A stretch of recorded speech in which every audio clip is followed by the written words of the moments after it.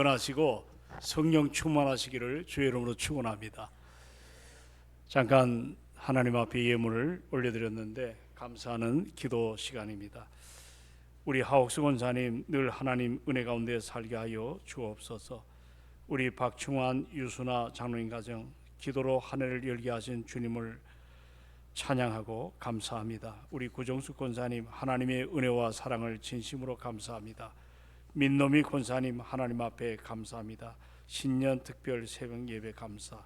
김혁 장로님, 김순미 권사님 가정에서 주님 사랑합니다. 감사합니다. 김은숙 권사님 모든 분들의 건강을 허락하여 주옵소서. 김미영 전사님 하나님 앞에 감사. 김성현 권사님 길 잃은 양들 긍휼을 베풀어 주시고 교회로 다시 올 수 있도록 은혜를 베풀어 주옵소서. 김민권, 이경미 목사님 가정에서 예배를 통해 하나님을 깊이 만나는 은혜의 시간이 되기를 원합니다. 송경순 권사님 범사에 감사합니다. 부족한 종의 가정에서 종과 우리 가정의 열정과 헌신으로 몸된 교회를 바로 섬겨나가도록 은혜를 베풀어 주옵소서. 아버지 하나님, 올해는 우리가 재정의 복을 받기를 원합니다. 재정에 참으로 큰 은혜가 임하기를 원합니다. 재정의 열매가 나타나기를 원합니다. 아버지, 우리 일상의 삶에 물질이 떠나 살 수 없는 것을 깨닫고 우리가 늘 물질에 때로는 노예가 되고 물질을 자유롭게 쓰지 못할 때가 많사오나 우리의 우선순위가 하늘 영광을 위하여 하나님의 나라를 위해서 청직으로 부름받았사오니 이 물질에 대한 아름다운 재정의 모습이 우리 가운데 충만하게 하여 주옵소서. 오늘도 아버지 귀한 종들 예물을 주께 올려드립니다. 우리 하나님 기뻐 받으시고 저들의 삶이 아버지 하나님 차고 넘치도록 하나님의 놀라운 역사 가운데 늘 승리하는 삶이 일어나게 하여 주옵소서. 아버지, 새벽은 내가 원해서 나오는 것도 아닙니다. 하나님 교회의 진정한 부흥을 하나님께서 허락하여 주시되 이 부흥에 대한 소망이 오늘 새벽부터 우리 믿음의 성도들에게 다시 한번 크게 일어나게 하여 주소서. 빈자리가 없게 하여 주시고 은혜 앞에 서게 하여 주옵소서. 기도하다가 응답이 일어나게 하시고 기도하다가 헌신이 일어나게 하옵시고 기도하다가 주의 뜻을 발견하는 그리고 치료의 역사가 일어나는 아름다움이 일어나기를 원합니다. 이 무능한 종을 불쌍히 여겨 주십시오. 아버지 하나님, 지치지 않게 하시고 늘 말씀에 끼어있기를 원합니다. 목양 감당할 때에 우리 통역자들과 함께 주의 나라 확장을 위해서 최선을 다하게 하여 주옵소서. 주의 영이 이 제단 위에 함께 하심을 감사합니다. 예수님의 이름으로 봉헌하며 기도드리옵나이다. 아멘. 아멘. 할렐루야. 이 마이크 조금만 올려주세요. 제가 올해 우리 표가 좀 올드한 표죠. 열심을 품고 주를 섬기라. 제가 초창기 담임을 목회할 때 이 표를 사용한 적이 있습니다. 이 시대가 어두울 때일수록 우리가 여러 가지로 삶이 좀 이렇게 참 힘들 때일수록 이 기본으로 돌아가는 것이 얼마나 중요한가. 여기서 올해 표를 기도하다가 이 좀 올드한 표입니다. 열심을 품고 주를 섬기라. 자, 우리 한번 엄지쳐 가시고 열심을 품고 주를 섬깁시다 하고 좀 인사를 뜨겁게 나누길 바랍니다.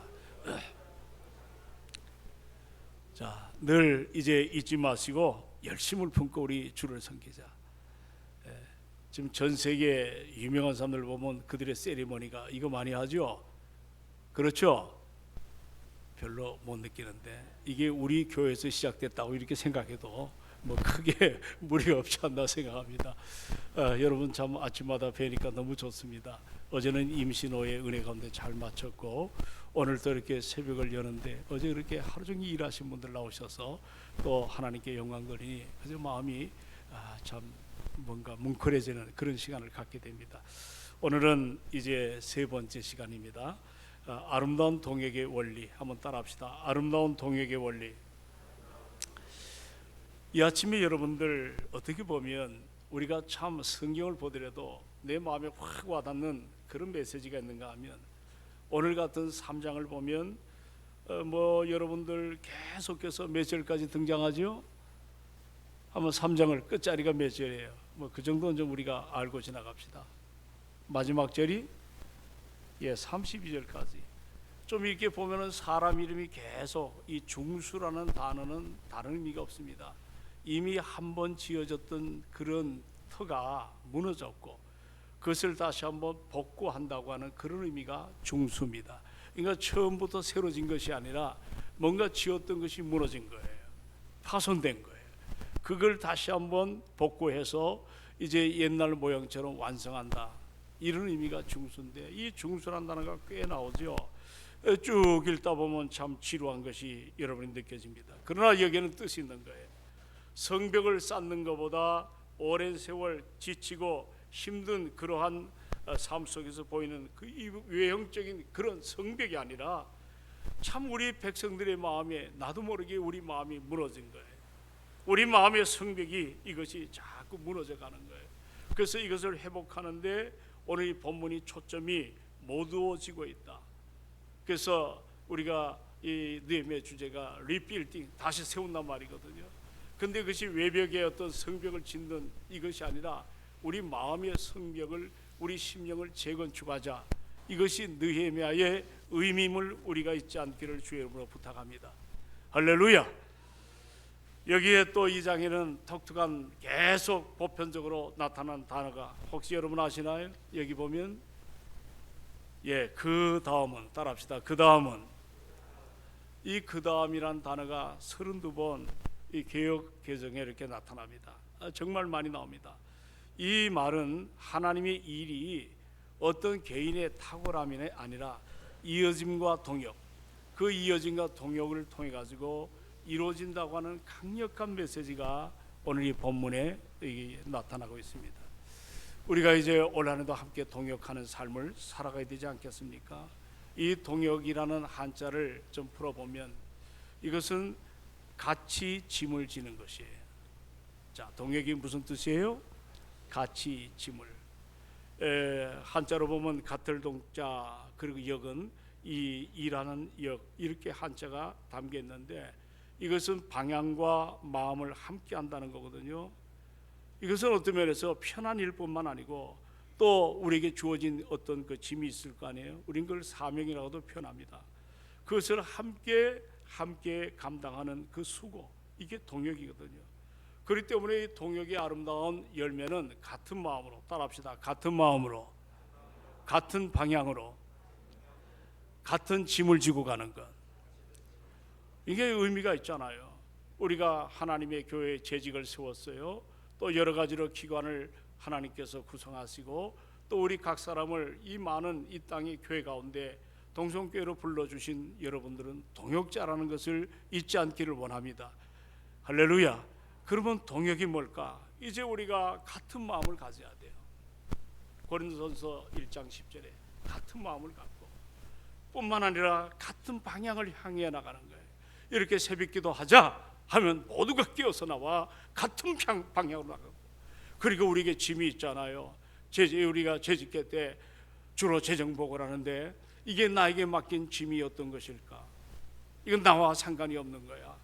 뭔가 의문나는 것도 없잖아 있겠지만 그러나 무엇보다도 어떤 내가 가져야 될 책임이 있고 내가 감당해야 될 의무가 이제 우리가 이 동역에 짐을 진다는 뜻이거든요. 이 짐을 함께 나누어지기를 원할 때 그 모임, 그 공동체는 은혜 앞에 뜨거운 역사가 일어날 줄로 믿습니다. 동역은 구경하는 게 아니에요. 동역은 박수치는 자리가 아니에요.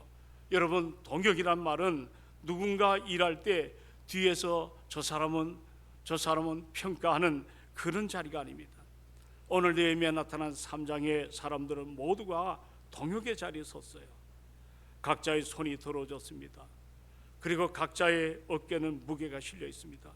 그러나 그들은 같은 마음을 가지고 성벽을 바라보고 있었어요. 여러분, 우리 에베소 4장 4절의 말씀을 기억나시나요? 따라합시다. 몸이 하나요 성령도 하나이니. 몸이 하나예요. 주의 몸된 교회, 우린 지체로 우리가 여러 가지 다양한 사람들이 구성되어 있지만 몸이 하나고 그 몸의 구성을 하나로 컨트롤하시는 컨트롤 타월이 성령이심을 우리가 알아야 됩니다. 그러므로 우리에게 맡긴 정말 우리 교회 올해 짐이 뭐예요? 그 짐에 대해서 나는 책임을 갖고 살아가는지, 나는 방관자로 그냥 한치 비켜가는 그런 모습으로 살아가는지. 여러분, 신앙 공동체는 정말 중요한 것이 박수치는 자리도 아니고 구경하는 자리도 아닙니다. 누군가 일을 할 때 쟤는 뭐해 그렇게 여러분들 뒷담을 치는 그런 현장도 아닙니다. 오늘 여기 3장에 수많은 사람들이 등장하지 않습니까? 여기 사람들이란 복수를 하게 되면 도대체 이 성 안의 사람들이 얼마인지 저는 추론을 할 수가 없어요. 그들은 그 동역의 일에 정말 최선을 다한 모습을 보게 됩니다. 그리고 여기에 우리가 또 한 가지 생각할 것은 그 다음, 한번 따라합시다. 그 다음. 이 말은 책임을 미루는 말이 아니에요. 이 말은 믿음을 고백하는 그런 표현입니다. 그 다음이라는 이 표현은 어떤 책임 회피의 언어가 결코 아닙니다. 이건 믿음의 고백이에요. 내가 맡은 하나의 구간이 있을 거 아니에요. 오늘 아침에 이제 크리스마스 추리 우리 7호선에 장식을 이제 오늘 철수를 한다 그래요. 근데 7호선을 보면 다 구간이 있고 각 그 전철마다 구간이 있는 것처럼 이 그 다음이란 말은 내게 감당해야 될 어떤 책임적인 구간, 이거를 표현합니다. 그리고 그것은 하나님께서 우리를 통해서 일하시기를 원하시는 것입니다. 그러므로 여기는 비교가 있을 수가 없는 거예요. 경쟁이 일어나서도 안 되는 자리예요. 나는 이만큼 이것밖에 못한다는 열등감 있는 자리도 결코 아니에요. 왜 저 사람은 저것밖에 하지 않나? 비난 없어요. 이들은 자신의 구간을 잘 감당해요. 그 구간. 그리고 다음 사람 서로 신뢰합니다. 이 신뢰가 공동체를 앞으로 나아가게 합니다. 여러분, 오늘 에베소서 4장을 잇대어서 좀 말씀을 표현을 하면 참으로 이런 일을 감당할 때 서로 성향이 다른 걸요. 부부도 싸우는데 그 싸움의 도가 큰 자리에 일어서는 이 사회에 이 결혼의 상처들이 얼마나 많습니까? 우리가 직장도 보면 뭐 동지다 동업이다 하지만 마음 안 맞으면 다 깨지는 것이 얼마나 많습니까? 오늘 이 본문에 여러분들 이 동역할 때는 에티튜드라고 하는 단어가 있어요. 태도예요, 태도. 우리가 가져야 될 영적 삶의 태도가 뭘까? 에베소 4장에 보면 겸손과 온유, 따라합시다. 겸손과 온유, 오래 참음, 사랑과 평안, 그것을 매는 줄, 성령이 하나 되게 하는 그 줄, 그 속에 들어가 보면 겸손이 있어요. 온유가 담겨 있어요. 그리고 오래 참음이 있어요. 사랑과 평안에 매는 그런 줄이 있는 거예요. 동역은 어떤 그 파워풀한 능력의 문제가 아니에요. 동역 속에 들어가 보면 한 분 한 분의 인격이 담겨 있어요. 그분들의 성숙한 신앙이 그 속에 담겨 있어요. 그 다음이란 말은 나 혼자가 아니다, 이 고백이에요. 하나님은 나 이후에도 사람을 통해 일을 하신다는 것들을 보게 됩니다. 오늘 여기에 동역하는 사람들, 여러분 교환 한번 다 볼까요? 우리 한번 교환을 다 열어서 그 10페이지를 다 보십시오. 자, 여기 2번 대지에 보면 다 같이 읽습니다. 제가 대지를 읽고 여러분 밑에를 다 읽습니다. 직분과 신분을 넘어 모두가 일꾼으로 하나 되어야 한다. 자, 시작.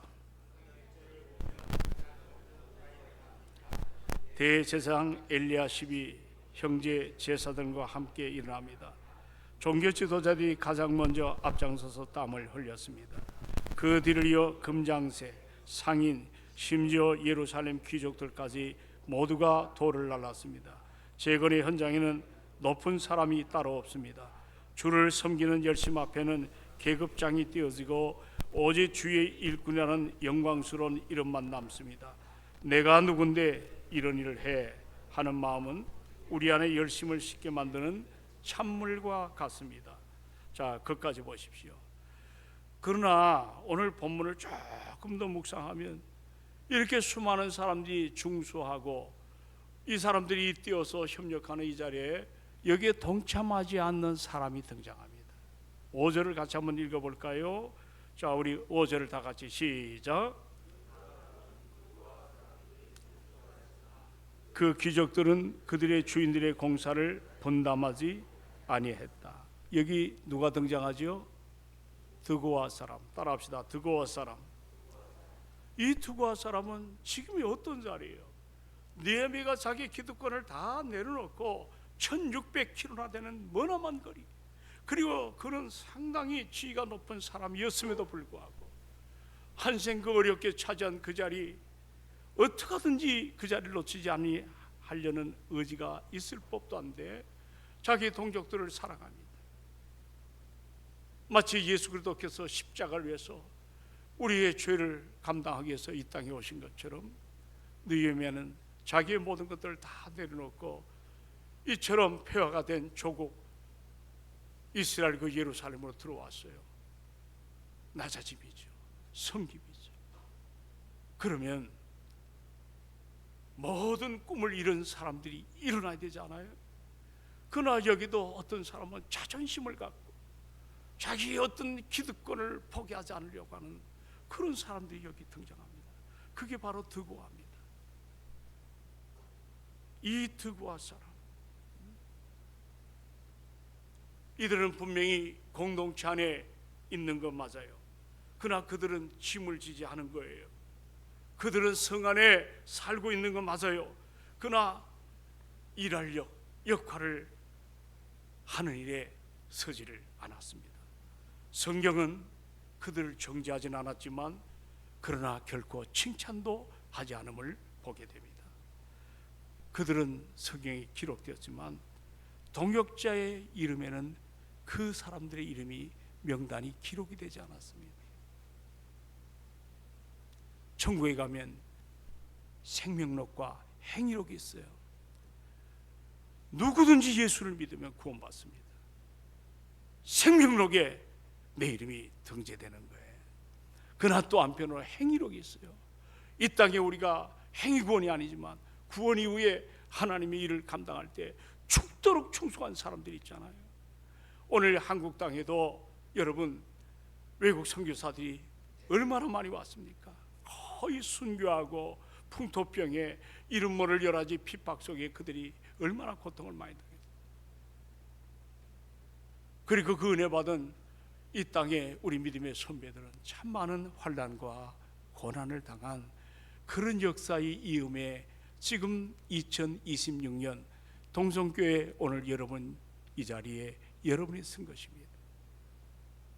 우리가 지난 날을 바라볼 때 나 하나쯤이야가 아니라 그 은혜 앞에 우리가 다시 한번, 우리 교회는 저는 항상 목회하면서 1대 목사님을 추억하고 2대 목사님을 추억합니다.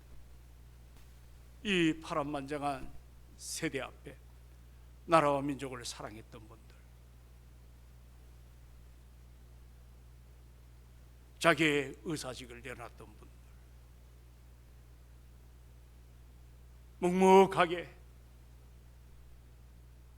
역사의 한 축을 감당했던 비단 이분들뿐 아니라 한국교회가 초창기에 이런 모습이 참 아름다웠던 것들을 보게 됩니다. 나는 오늘 올드한 표를 걸었지만 여러분 이 표 열심을 품고 따라합시다. 열심을 품고 주를 섬기라. 올드하지만 다시 한번 이 말씀에 붙잡혀서 우리 모두가 좀 최선을 다하는 여러분 되시기를 주의 이름으로 축원합니다. 그런데 이 드고아가 중수에 동참 안 했는데 내가 27절을 보니까 이 사람들의 이름이 또 나와요. 자, 우리 한번 27절을 보십시오. 자, 다 같이 봅니다. 시작. 자, 그렇게 보면 안 돼요. 자, 성경 다 보세요.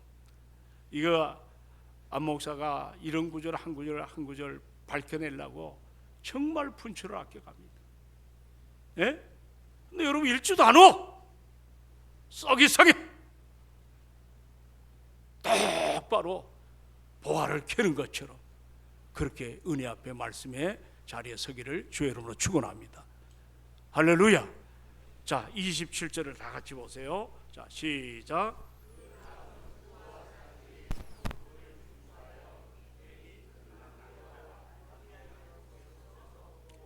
오벨 성벽까지 이뤘다.